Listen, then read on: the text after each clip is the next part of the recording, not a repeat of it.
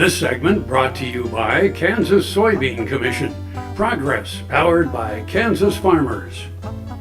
Well, we've got the perfect story for Frank because this is about a fellow advertising genius, another advertising genius besides Frank.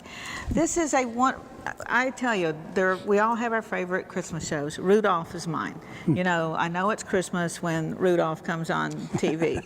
So this is about this advertising connection to Rudolph. And I'm sure before you researched this story, you were familiar with the elements of the story. Yeah, I mean, it was, I'm not going to get ahead of the story, but Montgomery Ward, way back when there were catalogs and people got catalogs, remember that, people?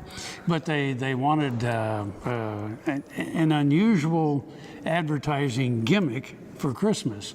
So they gave it to the person who eventually wrote Rudolph the Red-Nosed Reindeer. And you know, I remember hearing, and I don't think that this is in the story, and I think that this is true.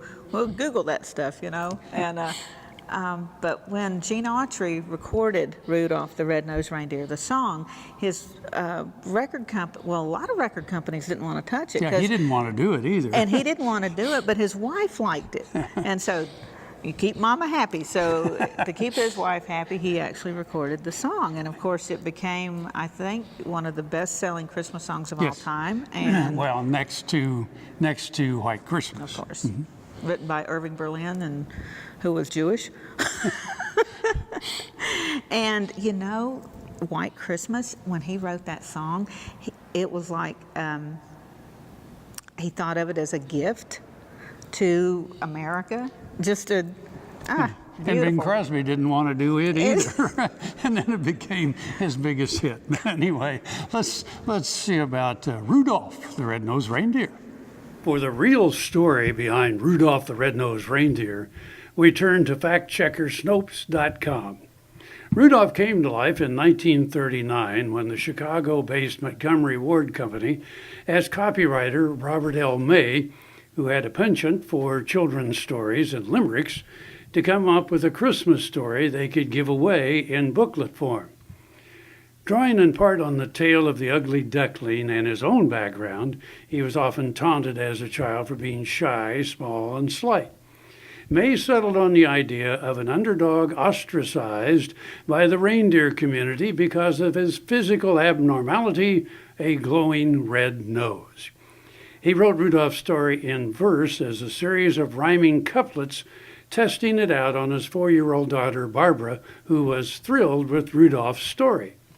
However, May's boss was worried that a story featuring a red nose, an image associated with drinking and drunkards, was unsuitable for a Christmas tale. May responded by taking a friend from the company's art department to the Lincoln Park Zoo to sketch some deer.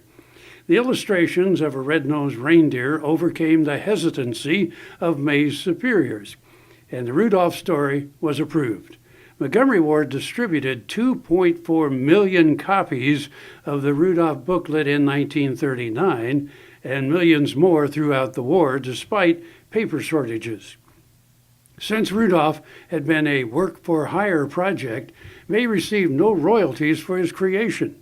Deeply in debt from the medical bills resulting from his wife's terminal illness, she died about the time May created Rudolph.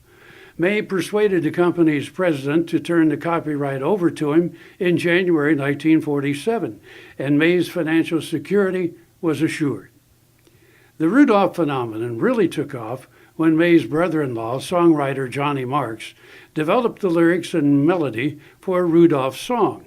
Mark's musical version was recorded by cowboy crooner Gene Autry in 1949, sold 2 million copies that year, and went on to become one of the best-selling songs of all time, second only to White Christmas.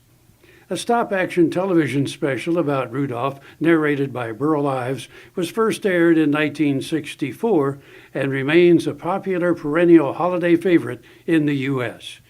May died in 1976, comfortable in the life his reindeer creation had provided for him.